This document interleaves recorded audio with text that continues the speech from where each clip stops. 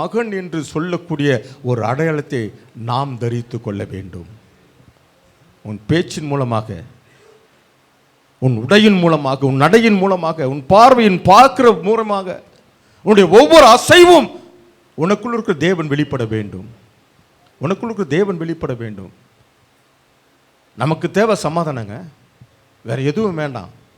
ஒரு கவிஞன் சொன்ன 1000 இருந்தும் வசதிகள் இருந்தும் நோ பீஸ் ஆஃப் மைண்ட் சொன்னான்.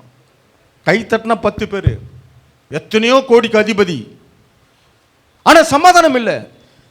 சமாதானம் இல்லை. எத்தனை நடிகர்கள் சூசைட் பண்ணிக்கிறாங்க, எத்தனை கோடீஸ்வரம் சூசைட் பண்ணிக்கிறாங்க, ஏன்?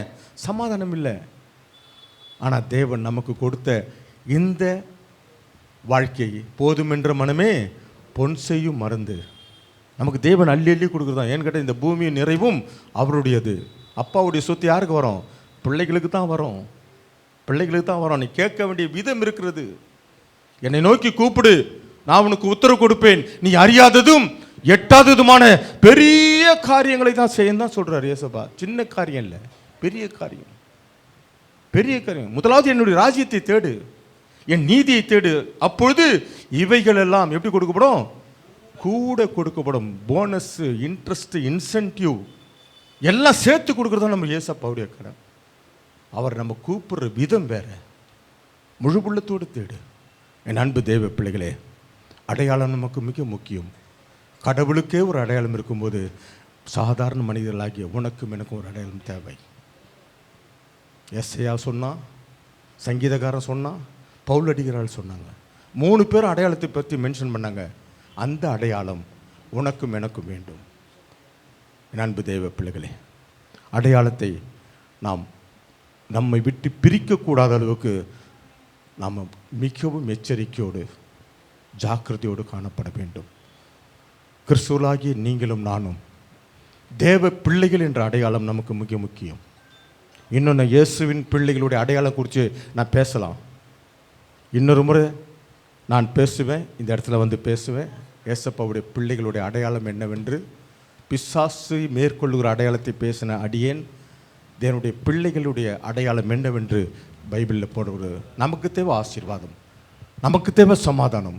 அந்த சமாதானம் எங்கே வருதுன்னா, தேவன் கொடுக்குற சமாதானம், உலகம் கொடுக்குற சமாதானத்தில். என்னுடைய சமாதானத்தை நான் வைத்து விட்டு போகிறேன். அந்த சமாதானத்தை நீங்கள் எதிர்த்து சுதந்திரித்துக் கொள்ள வேண்டும். ஆகவே வந்திருக்கிற அத்தனை பிள்ளைகளும் தேவன் அபரிவிதமாய் ஆசீர்வதிப்பார். உம்முடைய குடும்பத்தை தேவன் பொறுப்படுத்திக் கொள்கிறார். உம்முடைய எல்லா தேவைகளையும், பொருளாதார தேவைகளையும் சந்திப்பார். ஆசீர்வதிங்க. இந்த வந்திருக்கிற பிள்ளைகளை அத்தனை பேரையும் ஆசீர்வதிங்க. இயேசுவே எந்த நோக்கத்தோடு, எந்த பாரத்தோடு, எந்த விண்ணப்பத்தோடு வந்தார்களோ அந்த விண்ணப்பமும் நோக்கமும் பாரமும் இயேசுவின் நாமத்தில் அது நிறைவேறக்கூடிய கிருபை தான். பாரம் அவர்களை விட்டு மறைய வேண்டும், நோக்கம் நிறைவேற வேண்டும். விண்ணப்பத்துக்கு தேவன் ஜெபத்துக்கு பதிலை கொடுக்க வேண்டும். ஜெயமாக மாற்றுங்க, ஆசீர்வதிங்க, வழி நடத்துங்க. இயேசுவின் நாமத்தில் பிதாவே, ஆமென்.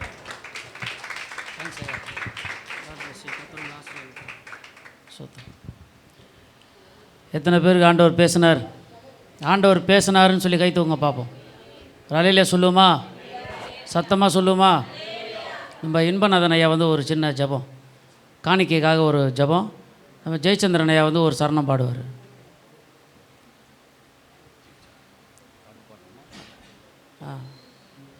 ஆமாம்.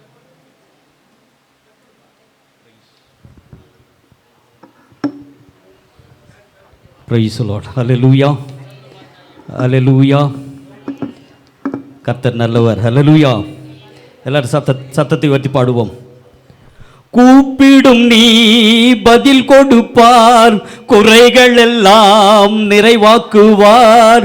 கூப்பிடும் நீ பதில் கொடுப்பார், குறைகள் எல்லாம் நிறைவாக்குவார். உண்மையாக தேடுவோரின் உள்ளத்தில் வந்திடுவார்.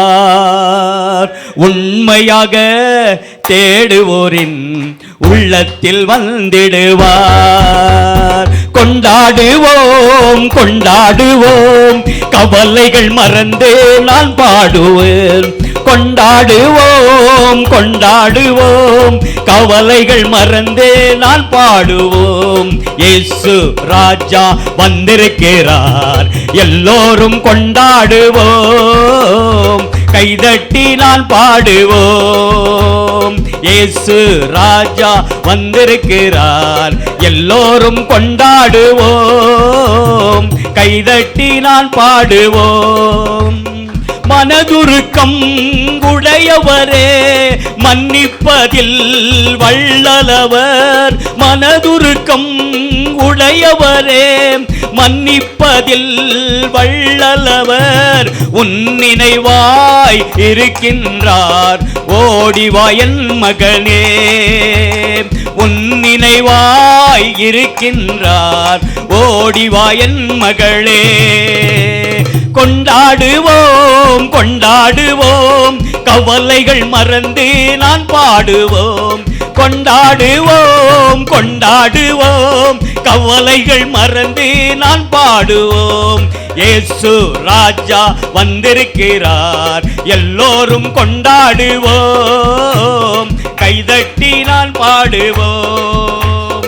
இயேசு ராஜா வந்திருக்கிறார், எல்லோரும் கொண்டாடுவோம், கைதட்டி நான் பாடுவோம்.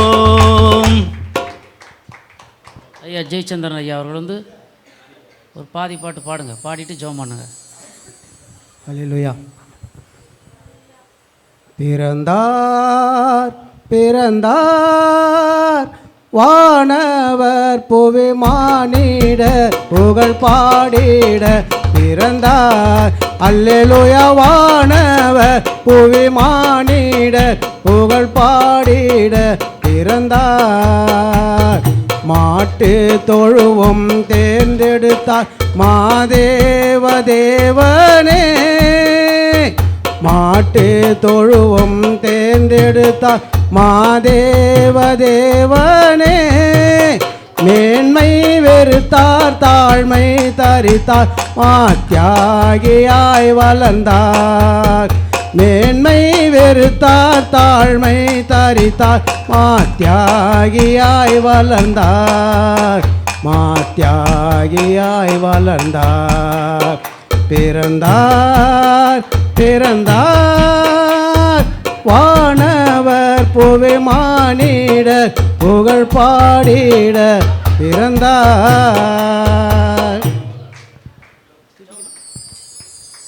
நல்ல செய்தி, அடையாளம் என்ற ஒரு செய்தி ஐயா கொடுத்தாரு. அந்த அடையாளம் நமக்கு ஒரு அடையாளம். ஏசாயாவில் சொல்லப்பட்டிருக்குது, நமக்கு ஒரு குமாரன் கொடுக்கப்பட்டார், கர்த்தத்துவம் அவர் தோளின் மேலே இருக்கிறது, அவர் நாமம் அதிசயமானவர், அவர் ஆலோசனை கர்த்தர், அவர் வல்லமை உள்ள தேவன், அவர் நித்திய பிதா, அவர் சமாதான பிரபு. அல்லேலூயா. இன்றைக்கு நமக்கு சமாதானத்தை கொடுக்குற ஒருவர் உண்டானால் அவர் தான் நம் ஆண்டவராகிய இயேசு கிறிஸ்து. சொன்னார், சமாதானத்தை நம்ம எங்கே போனாலும் நம்ம சமாதானம் கிடைக்காது, ஆண்டவராகிய இயேசு கிறிஸ்து ஒருவர் தான் சமாதானத்தை கொடுக்க முடியும். அதனால் எல்லாரும் ஆண்டவராகிய இயேசு கிறிஸ்து இடத்துல வரும்போது தான் நித்திய சமாதானம். நாம் ஜெபிப்போம். அன்பின் பிதாவே, உம்மை துதிக்கிறோம், ஸ்தோத்தரிக்கிறோம். அப்பா ஆண்டவரே, இந்த நாளில் ஆண்டவரே அப்பா நீர் ஆண்டவரே அப்பா வெளிப்படுத்தின வார்த்தைகளுக்காக ஸ்தோத்திரம். அப்பா ஆண்டவரே, ஒவ்வொருவருக்கும் ஆண்டவரே ஒவ்வொரு அடையாளத்தை ஆண்டவரே அப்பா காண்பித்த ஆண்டவரே நீர் ஆண்டவரே ஐயாவோடு நீங்கள் பேசினதுக்காக உம்மை துதிக்கிறோம், ஸ்தோத்தரிக்கிறோம். அப்பா ஆண்டவரே, எங்களுக்கு ஒரு அடையாளம் ஆண்டவரே அப்பா ஆண்டவராகிய இயேசு கிறிஸ்து இந்த பூமிக்கு வந்தீரப்பா, எங்களுக்காக ரத்தம் சிந்தினீர், எங்களுக்காக மரித்தீர், எங்களுக்காக ஆண்டவரே 3ஆம் நாள் உயிரோடு எழுந்த ஆண்டவரே பரமேறி போனீர். நிச்சயமாகவே நீர் ஒரு நாள் வரப்போகிறார் ஆண்டவரே. உடைய வருகைக்காக நாங்கள் காத்து கொண்டு இருக்கிறோம். அப்பா உடைய வருகையில் ஆண்டவரே ஒருவரும் ஆண்டவரை கைவிடப்படாதபடிக்கு ஆண்டவரே எல்லோரும் எடுத்துக்கொள்ளப்பட கர்த்தர் தாமே உதவி செய்யுங்க. இயேசு கிறிஸ்துவின் நாமத்தில் வேண்டிக் கொள்கிறோம். ஜெபம் கேளுங்கள் ஜீவனுள்ள நல்ல பிதாவே. ஸ்தோத்திரம். கர்த்தர் இன்னைக்கு அமாவாசை இந்த நாளில் நீங்கள் எல்லாம் வந்து இந்த நேரத்தை நீங்கள் ஒதுக்கி ஆண்டவரத்தில் சமூகத்தில் இருப்பதனால உங்களுக்கு எல்லாருக்கும் ஆண்டவர் என்ன பண்ணுறாரு? விடுதலையை தருகிறார். எல்லாம் எந்த நோக்கத்தில் வந்தீங்களோ கர்த்தர் எல்லாவற்றையும் நிறைவாக செய்தியிலே என்ன பண்ணார்? செய்தியிலே பேசினார் உங்கள் கூட. இன்னொரு ஒரு சின்ன சாட்சி ஒன்று சொல்கிறேன், சொல்லிவிட்டு நம்ம முடிச்சிடுவோம். இங்கே வந்திருக்கிற சகோதரர், என்னுடைய அன்பு சகோதரர் வெங்கடேசன், கமலேசனா, காமேஸ்வரன் வெங்கடேஸ்வரன் அவங்க 2 பேர் வந்திருக்காங்க. ஒரு நிமிஷம் எஞ்சி நில்லுங்க, வெக்கப்பட வேணாம். நான் உங்களுக்காக ஜெபம் பண்ண போகிறோம். ஏன் என்ன விஷயம்னு சொன்னால், அவர் ஒரு 1/4 கிரவுண்ட் இடம் வச்சுருக்காரு. அந்த இடத்த விற்க முடியாமல் ரொம்ப கஷ்டப்படுறாரு. அப்போ அந்த ஒரு புரோக்கர் மூலமா என்கிட்ட வந்தது. அப்போ நான் அந்த இடத்த போய் பார்க்குறேன். பார்த்துட்டு அந்த இடத்துல போய் நிற்கிறேன். நிற்கும் போது ஆண்டவர் சொன்னார், பெரிய சரியான கட்டு, சர்பத்தின் கட்டும் பயங்கரமான ஒரு விக்கிர ஆராதனை கட்டு, சர்பத்தின் கட்டு, விக்கிர ஆராதனை கட்டு, சூனிய கட்டு. இடத்த விற்கவே முடியாதுன்னு சொல்லி பிசாசு என்கிட்ட சவால் விட்டான். நான் யாருன்னு ஊழியக்காரன்றது அவருக்கு தெரியாது. நான் இடம் பார்க்க வந்திருக்கிற புரோக்கர் நினச்சிக்கினாரு. அதுக்கப்புறம் நான் என்ன சொன்னேன், தப்பாக நினைக்காத, கொஞ்சம் என்கிட்ட வந்து பேசுன்னேன். வந்தார். இடம் விற்கிறது அப்புறம் இருக்கட்டும், அவர் மனைவி 2 ஆம்பளை பிள்ளை, 4 பேருக்குமே சர்பத்தின் ஆவி. நிற்கிறோம், 5 தலை பாம்பு சர்பம் அப்படியே ஆடிது. என் கண்ணுக்கு ஆண்டவர் காட்டுறாரு. அப்புறம் சொன்னேன், உங்களுக்கு ஒரு பெரிய பிரச்சனை இருக்குதுங்க, முதல்ல உங்களை காப்பாற்றுங்க, அப்புறம் அந்த இடத்த விற்கலான்னு. என்ன சொல்கிறீங்கன்னாரு. நான் ஒரு ஊழியம் செய்கிறேன், பாஸ்டர் கிடையாது, ஊழியம் செய்கிறேன். ஆண்டவர் எனக்கு ஒரு தரிசன ஊழியன்னு சொல்லி நான் தொடர்ந்து நடத்துகிறேன். நிறைய இடத்துல எனக்கு ஆண்டவர் அற்புதம்லாம் செஞ்சுருக்காரு. உங்களுக்கு ஆண்டவர் வெளிப்படுத்துறாரு. நான் சொல்கிறத தயவுசெய்து நீ கீழ்ப்படிஞ்சினா நல்லா இருப்ப அப்படின்னு சொல்லி அவருக்கு நான் ஒரு ஆலோசனை கொடுத்தேன். உண்மையாக சொல்கிறேன், அது கீழ்ப்படிஞ்சு நீ உடனே என் வீட்டுக்கு வா, என் மனைவிகிட்ட பேசு, பிள்ளைங்களை கூட்டின்னு வரேன், நீ உடனே வான்னார். நான் ஒரு ஊழியக்காரை கூப்பிட்டு நேராக ராயப்பேட்டா போயிட்டேன். ராயப்பேட்டையில் ஹவுசிங் போர்டு வச்சுருக்கேன். உட்காருங்க. ஹவுசிங் போர்டில் அவங்க வீடு. அவர் என்ன பண்ண போகிறீங்கன்னு கேட்டார். ஜெபம் பண்ண போகிறேன்னு. ஜெபம் பண்ணுங்கன்னார். அவங்க ஒய்ஃப்கிட்ட சொன்னேம்மா அந்த மாதிரிம்மா. அவங்க வந்து பக்கா இண்டு, அவங்க நம்ப மாட்றாங்க.